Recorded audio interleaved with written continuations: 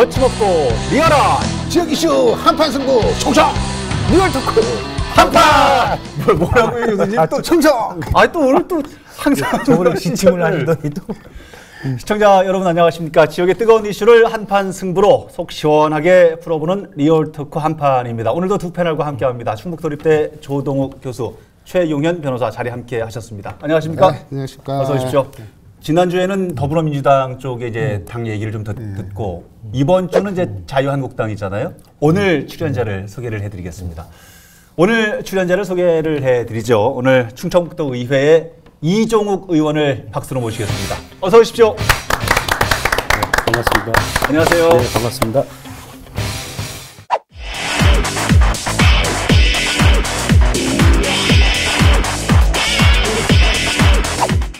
변호사님께서 이종욱 의원님의 뒷조사를 또 하셨다는. 뒷조사할 건 없어요. 뒷조사하고. 뒷조사는 아니에요? 네. 이 의원님 도의회 지금 현재 옛날에 새누리당이죠. 새누리당 몫의 비례대표 의원을 하시고 계시고 지금 자유한국당 중앙청년위원회 상당히 비중 있는 자리거든요. 위원장을 맡고 계셔서 오늘 자유한국당 충북에서 이제 미래를 얘기하는데 가장 적합한 인물이신 것 같아요. 저도 조금 알아봤는데 이제 주변에 이제 도에 계신 공무원들도 있어서 이종욱 의원님이 어떤 분이에요? 그랬더니 그분이 누구세요? 너무 신랄하다. 돌면서 이거 또 저격을 한 분이 아시더라고요. 좀 그 자유한국당인데 인물이 좋다. 그리고 비례대표는 어떻게 됐는지 모르겠다. 거기까지만. 아까 대기실에서 잠깐 뵙고 같이 얘기를 나눴는데 상당히 비주얼도 좋으시고 이 스타일도 되게 온화하시고 이상합니다. 지난주에도 조금 그러시더니 좀 요즘에 저 캐릭터가 좀 바뀌신 느낌이. 시작을 요즘 이렇게 하더라고요. 사실 꼬시는 거예요. 알겠습니다. 오늘의 주제를 공개합니다. 오늘의 주제는 바로 이겁니다. 19대 대선에서 자유한국당이 패배하면서 충북 정가의 분위기도 달라졌습니다. 여야가 바뀌었고 자유한국당 내부에서는 쇄신을 촉구하는 목소리가 높아지고 있습니다. 자유한국당은 뼈아픈 대선 패배로 1년 앞으로 다가온 지방선거 역시 낙관적이지 않다는 분위기입니다. 대선 이후 자유한국당의 향방은 어떤지 리얼토크 한판에서 분석해봅니다. 대선 이후에 이제 우리 자유한국당의 분위기를 좀 이제 붙여보자 하는 것이 이제 이번 토크의 주제인 만큼 좀 디테일한 부분들로 좀 넘어가 보도록 하겠습니다. 내부 분위기가 궁금하지 않을 수가 없습니다. 일부에서는 참패라는 얘기를 하기도 하고 또 다른 일부에서는 그래도 선전한 거 아니냐, 이 정도면 선방했다는 평가를 하기도 합니다. 내부에서는 어떻게 평가하십니까? 저희는 저 개인적인 입장에서 이렇게 말씀을 드리면요. 제가 이번 대선 때는 중앙청년위원장으로서 전국을 다녔습니다. 다니면서 우리 지역에서 유세를 못한, 활동을 못한 것은 참 아쉽게 생각을 하지만 지역을 다니면서 각 도에 우리 국민들 또 어르신들, 청년층 다 이렇게 만나봤습니다만은 참 어려운 선거였다라는 생각을 합니다. 그리고 기울어진 운동장에서 후보도 못 내는 상황이었지 않습니까? 또 비상대책위원회가 지금도 저희는 비상대책위원회입니다. 지금 지도부가 구성이 된 게 아닙니다. 또 탄핵으로 인해서 보궐 성격을 띠고 있기 때문에 상당히 어려운 선거였죠. 그래서 당원들도 힘들어했고 또 우리 지지를 지금까지 보내주신 분들의 그 흔히 얘기하는 집토끼라고 하는데 집토끼도 상당히 어려운 상황이었습니다. 그러니까 선거 지금 끝나고 지금 분위기가 어떠냐고. 지금 분위기가 이제 이어져 있는 거죠. 저희는 이제 지금 말씀하셨듯이 참패냐 선전이냐 그거를 지금 생각할 여론이 없다고 생각을 합니다. 그거조차도. 지금 옛날에 2004년도인가 노무현 대통령 탄핵 역풍 불었을 때 그때만큼 어려웠던 선거인데 지역에서는 그래도 자유한국당 현역 의원들이나 자치단체장이 있는 곳에서는 거의 대등하게 나오고 심지어 몇 군데에서는 이겼잖아요, 자유한국당이. 맞아요. 그런 측면에서 본다면은 상당히 안도의 한숨을 쉴 것 같아요. 그나마. 그렇게 비상 그렇게 시국 정도까지는 아니지 않나라는 생각인데 내부에서 그렇게 생각 안 하시는 모양이네요. 아니에요. 속으로는 좋아하면서 반성하고 있습니다. 그건 아니고요. 제가 아까 말씀드렸듯이 아니 10%도 못 넘을 줄 알았어요. 저희는 30% 이상 될 줄 알았습니다.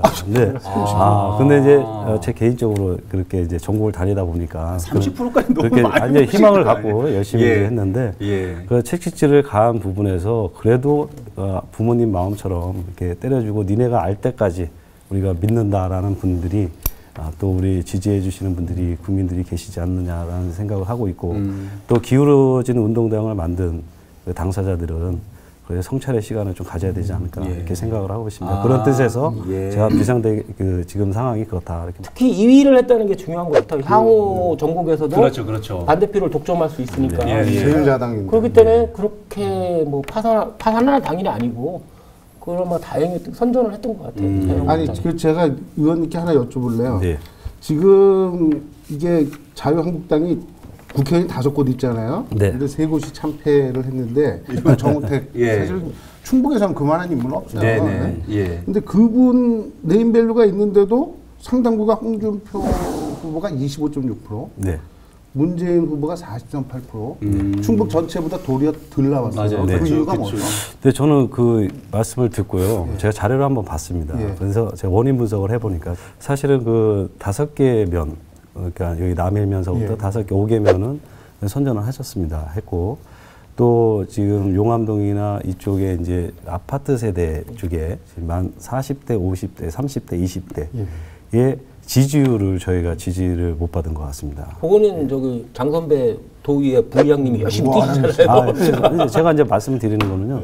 그 원인을 좀 말씀을 드려야 될 것 같아서 그래서 이번 선거는 사실 제가 중앙청년위원장으로서 활동하면서 느낀 것이 청년층에게 청년층이 많이 등을 돌렸다 이런 생각이 합니다. 그래서 또 아시다시피 이번에 선거 결과를 보니까 20대, 30대, 40대가 상당히 많이 저조한 입장입니다. 그래서 이번 선거는 어느 지역을 막론하고 20대, 30대, 40대의 표를 저희가 지지를 못 받은 부분이 그런 결과가 나지 않았나 이렇게 생각을 하고 있고요. 또 아까 우리 교수님 말씀하신 대로 상당부 역시도 제가 분석해 본 바에 의하면 그 젊은 층에게 저희가 지지를 못 받은 게 좀 아쉽다 이렇게 생각을 합니다. 그래서 더 노력해야 되겠죠. 제 개인적인 의견인데 사실은 정우택 우리 원내대표님하고 우리 충북이니까 우리야. 그다음에 홍준표 후보님하고 있었잖아요. 근데 지금 이제 당대표 출마 안 하시겠다고 이제 공식적으로 하긴 했지만 정우택 그 원내대표님께서 당권 그것 때문에 자꾸 많이만 뛰는 거 아닐까? 너무 홍준표 키우면 더. 그렇지는 않고요.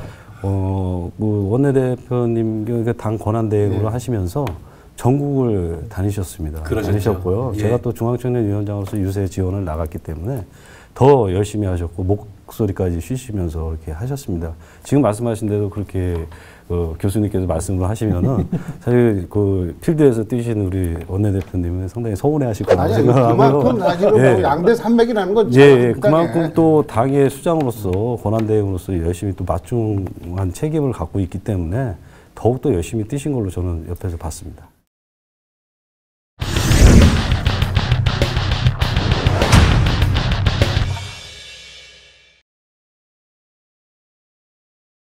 사실은 이번 선거가 내년 지방선거 때문에 굉장히 중요하다는 얘기를 많이 했었고 이후 선거는 과거 선거 쪽에서 영향을 많이 주는 건 또 사실이고요. 그래서 내년 지방선거 얘기를 하지 않을 수가 없습니다. 내년 지방선거에 어떤 영향을 미칠지 이 부분도 한번 좀 짚어봤으면 좋겠습니다.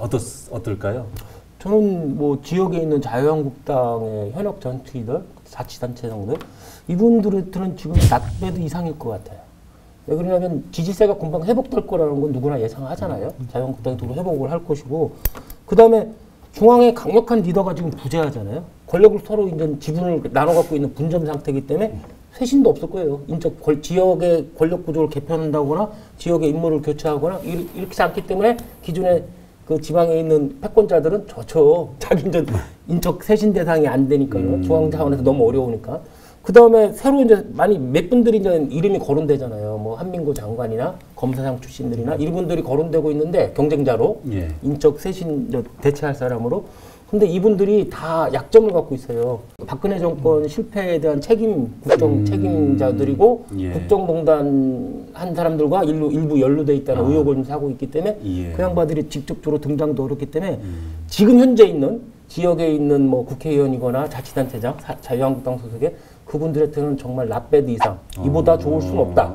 이 정도까지 예상되지 않을까. 교수님께서는 어떻게 그럴 수도 있는데 지금 그 문재인 대통령에 대한 평가가 썰전에서 유시민 작가도 얘기했는데 내가 사람 잘못 봤다.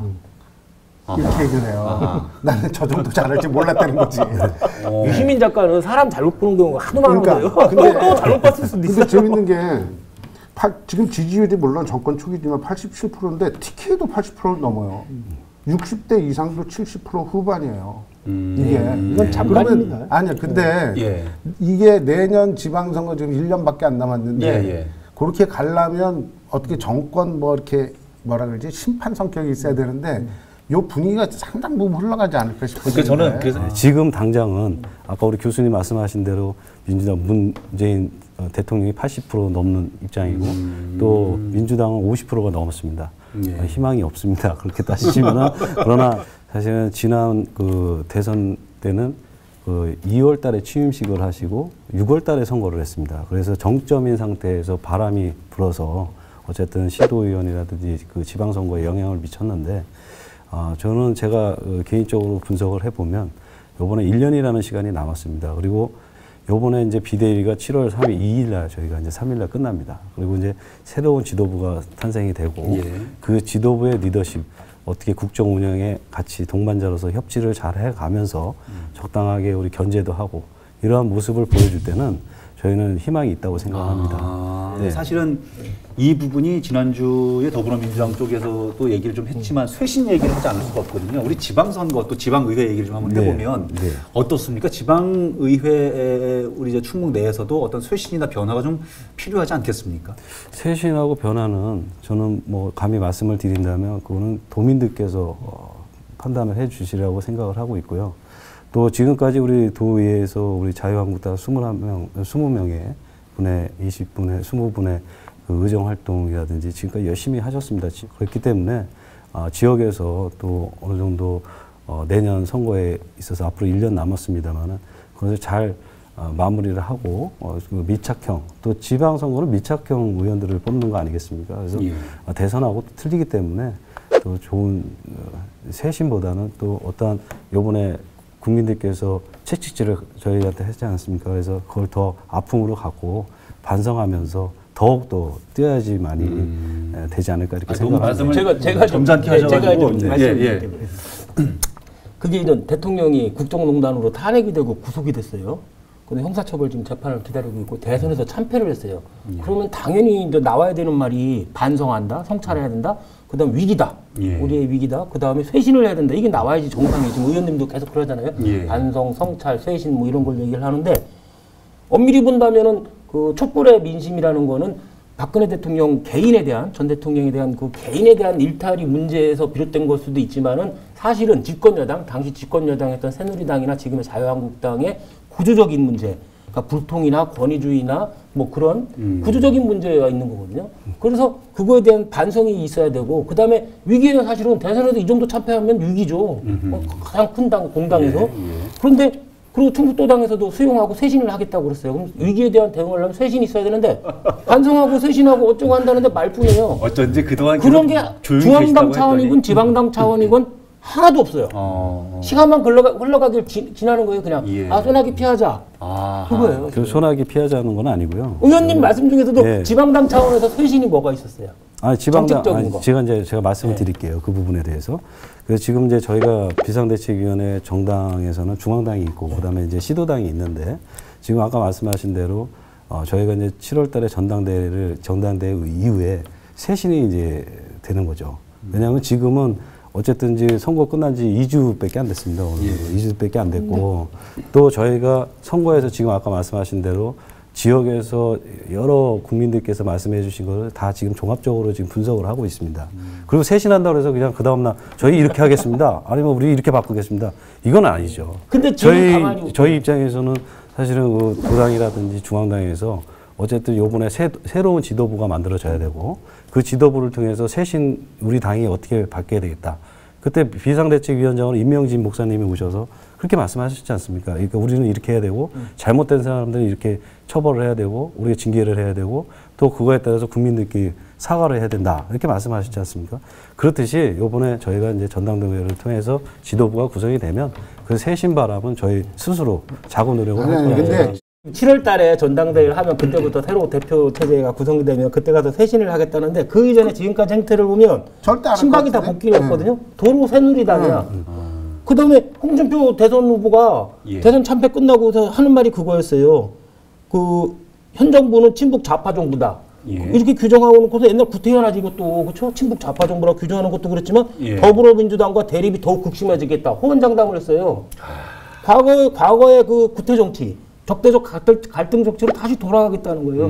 이 상태에서 7월 전당대회 치러봤자 뭐가 좋아질지 그러니까 지금 우리가 보기에는 쇄신이 아니고 이 선거를 앞둔 구도만 계속 그 짜고 앉아 있는 거야. 시간 가기 기다리고. 네, 시간 가기 기다리고 있겠지 뭐. 저는 뭐 이렇게 기다린다는 것보다는요. 저희가 아까 말씀하신 대로 지금 뭐 그 개파라고 말씀을 하시는 것 같은데 중앙당 차원에서도 쇄신하자는 의견이 다수입니다. 그렇기 때문에 그 개파가 이렇게 전면전을 나설 수 있는 그런 거를 우리 당원들이 만들어주지는 않습니다. 왜냐하면 이번 대선을 통해서 분명히 보고 느낀 거기 때문에 그건 좀 지켜봐 주셨으면 좋겠습니다. 진짜 지켜보면 돼요? 지켜봐 주시기 중앙이나 지방의 고위 권력자들은 그렇게 생각 안 하는 것 같은데 요 국면만 넘어가면 도로 보수의 지분은 획득할 것이고 그렇죠. 중앙에서 허약하기 때문에 내 패권은 유지될 거다. 지속적 패권들이 유지될 거라고 생각할 것 같아요. 내년 지방선거에 떠오르는 뭐 새 인물 아니면 뭐 대세론 다 어떤 내용도 좋은데요. 어떤 인물들이 좀 이 의원님께서는 생각하시는지 조금 더 직설적으로 도지사 후보로 누구 시장 후보 누구 자유한국당에 딱 찍어서 딱 찍어서 말씀을 해주실 수 있을까요? 이게 말씀을 해주시면 제가 즉답을 할 수가 없습니다. 왜냐하면 지금 이제 대선 2주 전에 지났고 또 내년에 지방선거에 우리 도지사하고 시장 후보를 지금 교수님 말씀하신 딱 찍어라 그렇게 하면 저도 후보군. 그러니까 후보군이요. 근데 후보군이 5명이 될 수도 있고 뭐 윤진식 전 예전 후보님을 얘기할 수 없잖아요. 그렇죠? 그래서 뭐 얘기하면 좀 불편하죠. 그러면 지금 상황에서는 제가 말씀을 드릴 수 있는 입장이 아니라고 생각합니다. 그 부분에 대해서. 그렇다면 혹은 이전에 거론되시던 인물 외에 새로운 인물들도 혹시 좀 준비되시는 분들도 계신지요? 제가 지금까지 듣기로는 그렇게 뭐 이렇게 열정적으로 시장을 나가겠다, 도지사를 준비한다 이렇게 들어본 적은 없습니다. 그러면은 만약에 그렇다면 자유한국당 내부에서는 새로운 인물이 앞으로 저희가 이제 볼 수 있는 그런 상황들은 좀 어렵다고 봐야 지금까지는 이제 그렇게 왔지만 이제 앞으로 남은 시간이 있기 때문에 그 시간에는 달라질 수도 있고 또 어떤 후보군에서 어떻게 준비한다는 게 이제 나오지 않을까 생각이 듭니다. 지금 그리고 나오고 있는 얘기들 조금 전혀 없나요? 이제 뭐 조금만 풀어주세요. 지금 아까 우리 좀 출연료 주고 있잖아요. 근데 지금 이제 제가 말씀을 드리고 싶은 게 뭐냐면 지금 이제 대통령 선거를 우리 정치하는 사람들은 그 표를 이제 보지 않습니까? 그래서 지금 우리 충북에 관련돼서 현안이 지금 도민분들께서 생각하시는 이게 어떤 방향이 있다라고 있기 때문에 지금 이제 준비하시는 분들이 또 그거에 맞춰서 또 준비를 하지 않을까. 지금 후보군 얘기 안 오면 다음 질문 안 해. 지금 더 덮었어. 빨리 얘기해 주세요. 두 명만 얘기를. 도지사 선거에서는 윤진식 전 의원님께서 상당히 준비를 하시고 있는 거고, 뭐 충주에 있는 충주에 있는 지방의원들이 엄청나게 떼어주시는 거고. 그렇죠? 윤진식. 지난번에 우리 김학철 의원님께서도 뭐 좀 유턴을 해가지고 좀 여러 가지 얘기를 좀 하시긴 하시던데. 뭐 시장에서는 뭐 김향희 그 의원님께서 저기를 교육감을 안 나가시니까 이제 당연히 시장으로. 교육감 안 나간다고 딱 불출마 선언했죠. 불출마 선언했죠. 시장으로 돌겠죠. 그러면 이제 다음 카드는 청주시장일 거다. 아마 윤진식, 김향희 요 카드로 가지 않을까. 뭐 이렇게 좀 대부분 나오지 않습니까? 자꾸 눈만 껌뻑껌뻑하지만 저는 보따리를 좀 풀어주세요. 저는 오늘 교수님하고 변호사님께 제가 뭐 이렇게 듣는 입장에서 온 것 같습니다. 그다음에 오히려 김향희 의원님 그 자리는 우리 이 의원님께서 올라가시고 안정욱 비례대표님께서 도의원. 오늘 여기서 얘기를 듣고 이대로 쫙 가시는 거 아니에요? 혹시 이제 민주당에서는 현 이시종 지사님 나오시고 이시종 지사 대 윤진식. 다시 그러면 리턴 매치가 되는 거예요? 그렇게 되지 않겠어요? 근데 뭐 이쪽 사람이 바뀔 수도 있어요. 이시종 지사님이 뭐 딴 데 가고 다른 사람이 뭐 국무총리로? 제가 오늘 교수님 변호사님 여기다가 적어놨습니다. 오늘 아까 말씀 주셨듯이 후보군이 누구누구라는 거 제가 이제 알고 갔으니까 대래 알고 가니까. 아니 근데 감사합니다 오늘. 아니 이종호 의원님 일반적으로 제가 뵙는 자유한국당 의원님하고 상당히 다르세요, 그렇죠? 되게 신중하시고 직설적이지 않으시고. 제가 볼 때는 정치가 한 11단 정도 되시는 근데 조금 안타까운 거 있어요. 아까도 반성 성찰, 뭐 중앙당 차원에서 반성하겠지, 뭐 지방에서도 해야 된다고 하는데 사실은 반성과 성찰 쇄신을 주도할 분은 바로 이 의원님이세요. 예, 맞습니다. 청년을 책임지고 있는 거거든요. 자유한국당이랑 거대 정당의 청년을 책임지고 있으면 본인의 목소리를 내셔야 될 것 같아요. 네, 그렇습니다. 우리 당 틀렸다. 이거 바꾸지 못하면 우리 망한다. 내가 쇄신을 하겠다. 우리가 쇄신을 주도하겠다. 청년들이 그런 식으로 해서 적극적으로 목소리를 키우셔야지 그냥 어른들이 알아서 할 거예요. 공천 안 줘 그러면 거기서 아이고 공천은 그거 안 해도 돼요. 어떻게 공천 못 받으면 당선되나 안 되지? 안 해도 돼요. 안 해도 돼요. 오늘 좀 뜬금없는 얘기지만 그리고 오늘 처음 들어서 뭐 메모까지 해 가신다는 그 얘기를 해주셨지만. 뭐 사실인지 아닌지는 모르겠습니다만 하여튼 김양희 지금 도의회 의장께서 뭐 청주시장 출마한다는 설이 있고 그 지역구의 이종호 의원께서 뭐 지방선거에 지역구로 출마하신다는 설도 이제 이렇게 좀 설왕설에 대해서 얘기가 돼 있는데 이런 얘기 들으신 기분은 어떠세요? 뭐 그렇다고 나쁜 것도 아니고요. 그렇다고 뭐 썩 좋은 것도 아니고요. 왜냐하면 사실 지역이라는 것은 아까 말씀드렸지만 그 도민들께서 판단해야 할 문제고 또 기존에 지금 김양희 의장님이 지역구십니다. 거기가 앞으로 1년 남았습니다. 근데 뭐 다음에 누가 한다는 거는 아까 말씀하신 대로 그게 쇄신이라고 생각하지 않습니다. 어쨌든 내년 상반기에 가면 또 도민분들 또 지역구민들의 의견을 듣고 어떠한 그 사람이 우리 지역에 합당한지 그거를 당원들이 결정하게 되기 때문에 그 자리에 당신이 가지 않느냐, 의원이 가지 않느냐 이렇게 말씀하시는데 저는 그거는 그렇게 합당하다고 생각하지 않습니다. 그래서 그런 것도 바뀌어야 된다고 봅니다. 아무튼 하나 좀 부탁을 좀 드리고 싶은 거는 아까 변호사님도 말씀드렸다시피 이제 중앙청년위원장이시잖아요. 네, 맞습니다. 국민들 똑같아요. 뭐가 있냐면 여자들이 남자를 볼 때 과거가 있는 남자는 용서를 해도 그런 사람하고는 살 수 있어도 미래가 없는 남자하고는 살지를 못해요. 그렇지 않습니까? 네, 맞습니다. 내년 지방선거를 앞두고 국정논란이 있었던 그 과거는 있었다 치더라도 앞으로 미래의 비전을 제시해주고 뭔가 혁신하고 사람 바꿔놓고 이거 없으면 그걸 이 의원님 같은 분이 하셔야죠. 아니, 난 또 이런 자리에서 남녀 얘기를 이렇게 진지하게 또 비유를 하시는 것도 처음 들어요.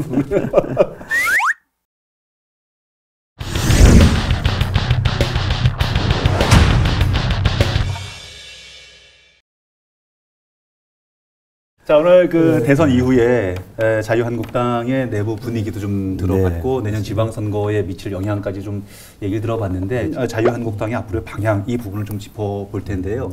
우리 집사람이 대구 사람이 대구. 한평생 오늘 또 사모님 얘기가 안 나오나 했어요. 한평생 무슨 뭐 새누리 막 이런 것만 찍고 산 사람이에요. 그런 사람이 광화문 촛불 집회 6번 나갔다. 어떻게 생각하세요? 교수님은 안 가셨어요?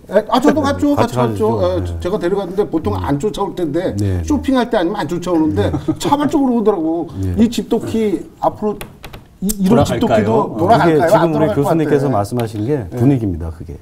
그 촛불 민심이라는 게 되게 무서운 겁니다. 근데 그것을 오늘 확인했다는 말씀이시고요. 확실히 확인했어요. 확인합니다. 그리고 또 하나 뭐냐면 촛불 집회 때 저 아는 분들도 많이 나갔습니다.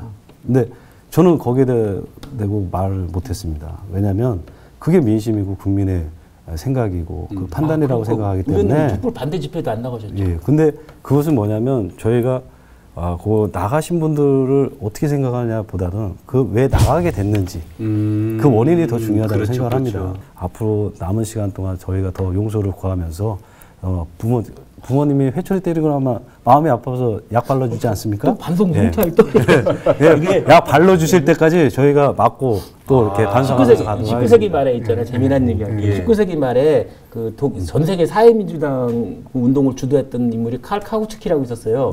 그 사람이 조만간에 노동자 혁명은 일어난다. 그럼 우린 뭐 해야 되냐? 가만히 있으라는 거야.